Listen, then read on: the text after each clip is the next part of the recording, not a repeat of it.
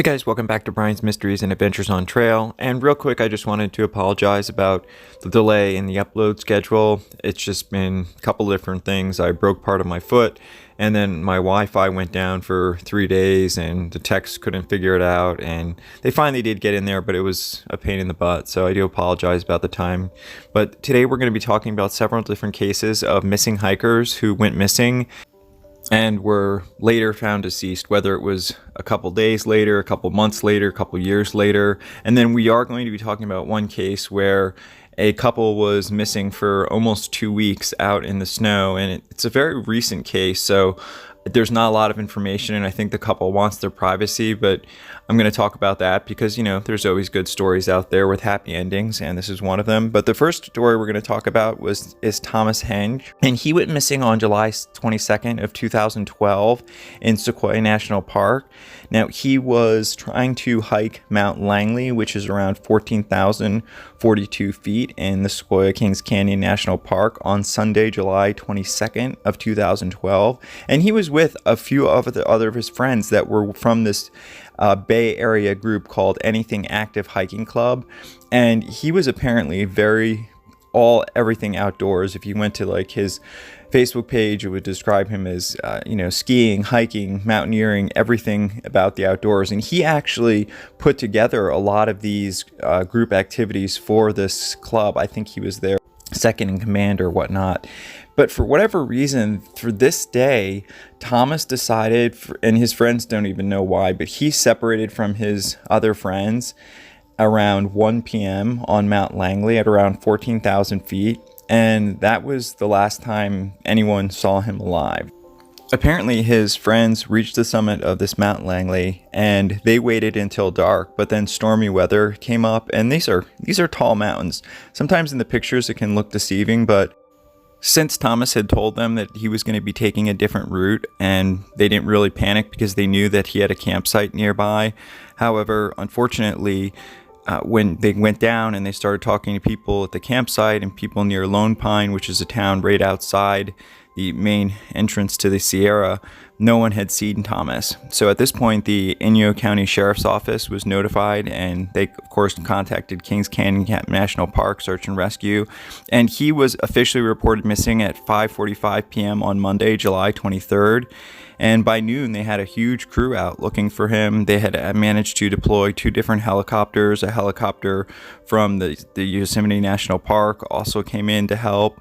Of course, they had various experts from the Sierra Madre Search and Rescue teams, in addition to the China Lake Mountain Rescue Group and Inyo County Mountain Rescue Group, Sheriff's Department, and of course, all the different people that were able to come and join the search were helping trying to find Thomas. And what sets this case apart from so many others that we have covered on this channel is that on July 25th, so only a couple days later, his body was found in the old Army Pass area of the John Muir Wilderness in Inyo National Forest, around 11,000 feet, and about 300 feet from this ledge.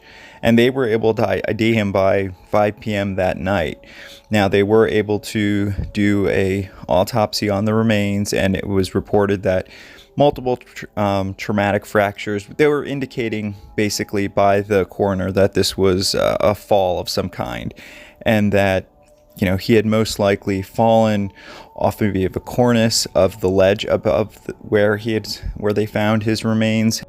Real quick side note: this is something that hikers really have to be careful about, because snow cornices can be very dangerous, because it's basically like this little ice ledge hanging over the side of a mountain, and if you walk over it, you can't possibly see where the mountain ends and the cornice ends. So a lot of people, that breaks and then they just go tumbling down.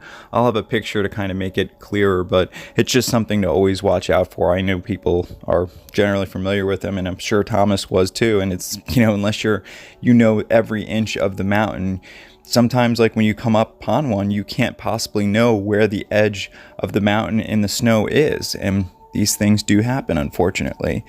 And I'm guessing that based on what his friends and family said, they said that Thomas was the leader of this group. He could decide to climb any peak in the area, and He was known to never turn down an adventure if it was offered to him, or if one of his friends in his group said that, hey, they want to plan something new.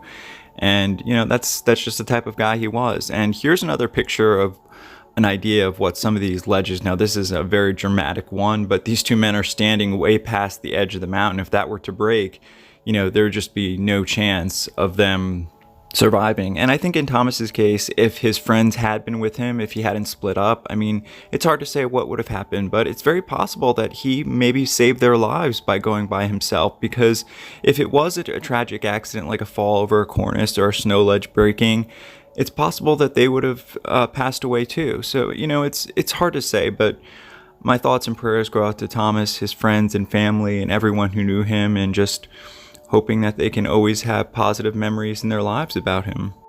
Now, the second case we're going to be talking about is going to take us to Monongahela National Forest in West Virginia. And this is a story that I actually covered when Cassie first went missing. This was about 9 months ago. She went missing in March of 2021. And I have a whole video that I'll link in the description. But basically what happened was Cassie was up on this mountain in this Spruce Knob area of this park, and apparently she was with two of her friends very late at night, apparently close to midnight. And according to the two friends that the park rangers later found that morning, and again, you can look at the story for my link for my old video, they cover the whole story to get details, but they said they got separated from her around midnight and they looked for her, they couldn't find her, they both came down, and that was the last time she was ever seen. Of course, a massive search was launched, but December 29th, hunters were in the same general area of the national forest, and they found remains, and it was of a 24-year-old hiker. Obviously, they didn't know this at the time. They contacted the police as soon as they can, and of course the coroner and the medical examiner's office came out, the West Virginia State Police, and it was later determined that it was a 24-year-old woman. And because of articles that were found around the remains, it was just the most recent news article I could find was in January, early January, and it is believed to have been Cassie Sheets, although they haven't positively identified her. But again, based on what the police found in the area and just in the general vicinity, they are pretty sure that it is her. Honestly, I'm sure the family is devastated, but at the same time, they at least can start going forward with an investigation, because I know a lot of us were just so curious about how these two guys could go up with one of their friends and then they make it out okay, but she just disappears. It really just doesn't make any sense. And why were they up there so late? They were apparently up there around midnight. And like I said, I'll have a link to my original video that covers this when it happened, a few weeks right after it happened, and what people were thinking at the time. And I know that the story gained a lot of traction over the months, and her family really put a lot of time and effort. They kept searching, they kept trying to keep people involved, they kept Cassie's photos up, and I'm just happy in a way that they can start moving forward with some kind of closure. And I'll stay on top of this story for you guys and for everybody to see whether there's any new developments, whether the police find any new clues. I'm sure they're going to keep it a pretty tight investigation if they believe foul play was involved in any way, but I will keep my eyes on it and will report back to you if I hear anything else. My thoughts and prayers for Cassie, all her friends and family, everyone who loved her, and everyone who's going to be working on this case and helping to bring Cassie justice. And of course, I'll have the number for the West Virginia State Police in the description if you have any information that you think may be possible or relevant to this case. You never know how big or small of a piece of information that might be able to help the police, and police are always looking for tips. So like I said, I'll have that information in the description, and my thoughts and prayers go out to her and her family.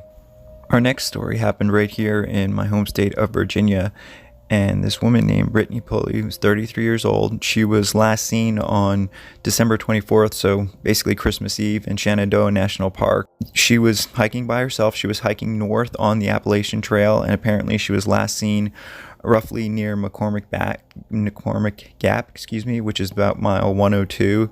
They had a very detailed description of her clothing, her, as they just put up her missing poster, but she was missing for 11 days, and we got over 10 inches of snow. I know this is a picture of some of those icy roads. Now, normally, it's the advantage to hikers in this area is the Skyline Drive, which is this road that goes through, and it passes by over 22 spots in and around the trail. So if you do get disoriented, you will end up walking across that road several times, over 100 miles or something like that. So unfortunately, though, no one saw her. I'm not sure what the situation was or how she got lost, but those of you that aren't familiar with this trail, it's the Appalachian Trail, which is about 2,193 miles long, covering 14 states, and roughly 531 miles of the total trail are in Virginia. Now, McCormick Gap is about 3 miles north of the northern entrance of the Blue Ridge Parkway in Afton, Virginia.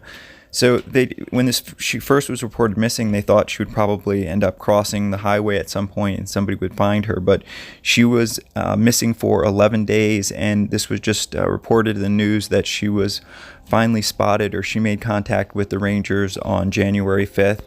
Unfortunately, because this is such a new and recent story, there wasn't that much more information except that she was found somewhere north of McCormick Gap and she was okay. And I'm guessing that she possibly could have just found an area to set up her shelter and ride out the storm, because it can be really dangerous. And especially now, or she could have tried to turn around and head back to the Shenandoah National Park area, because over 100 miles of the trail runs through Shenandoah National Park, which can bring hikers in direct contact with motorists, like I said. But, in these big storms, there's not going to be a lot of cars except for rangers out there.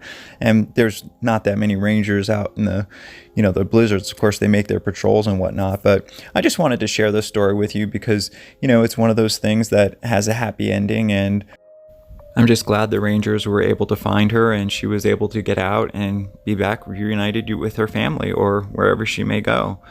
So my thoughts and prayers go out to her and her family and all the Rangers and everyone that helped look for her and everyone who's out on the trail now. And hopefully you can get out safely or just make it through the storms and be safe.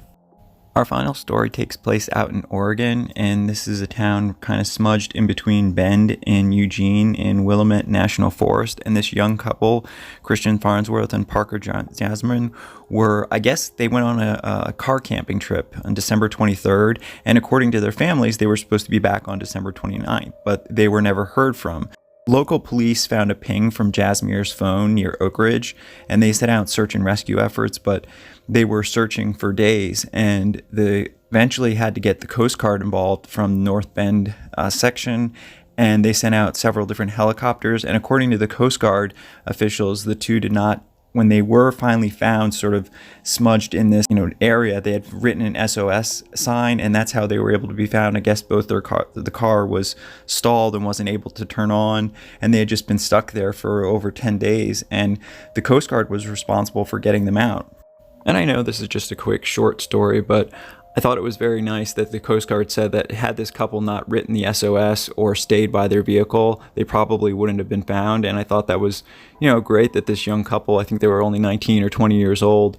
I mean, who knows what happened with the car or how they got stuck out there, but at least they had the intuition to put out the SOS and stay by their cars, because a lot of people don't do that. A lot of people will try and hike out on their own, and that's how they end up getting even more lost or injured. So anyway, I just thought it was a nice little short story I wanted to share with you guys.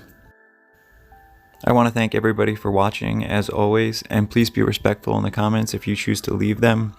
Special thank you to co.ag for providing the background music, and I'll see everybody in the next one. Take care.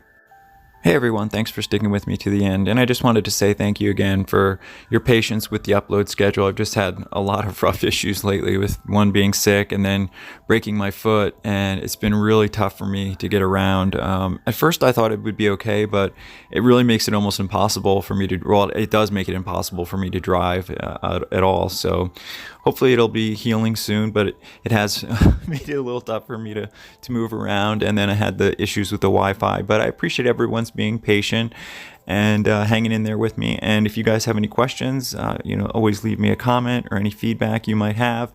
And as far as my email, that email has had all kinds of problems. So Gmail did finally fix it, but then they sent all the emails back to me, and they weren't in order by time, they were in order by name. So it's taking me forever to go through them all, but I'll get to them all, I promise. And hope everyone's having a great weekend.